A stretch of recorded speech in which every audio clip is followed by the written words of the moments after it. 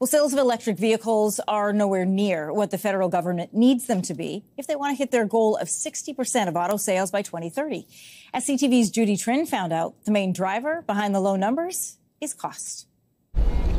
This dealership is doing brisk sales in EVs, selling about 25 low-emission vehicles a month. We're certainly seeing a tremendous demand for these vehicles. It's growing month to month. It's very encouraging to see. But the growth isn't keeping pace with the targets the federal government wants the industry to meet. Currently, 11% of all new sales are electric. By 2026, the federal government wants EV sales to account for 20% of all new vehicles.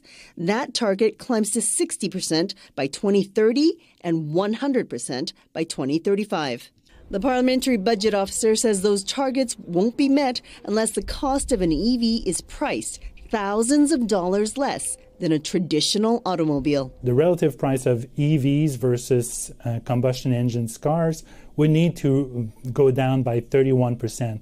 So total cost of ownership, that means the cost of the vehicles themselves would probably need either to come down or the gas-powered cars' price going up. The average cost of an electric vehicle is $73,000, a price that's $15,000 higher than gas-powered cars. When you factor in fuel prices, an EV costs less over the long term, but sales have stalled, just as incentives are being rolled back. Quebec has decided to close its program in 2027. British Columbia has tightened the requirements, making it less accessible to more residents, and the federal government's program is very rapidly running out of money. We simply can't achieve the very aggressive sales targets the government has set. Consumers also won't have access to cheap Chinese vehicles.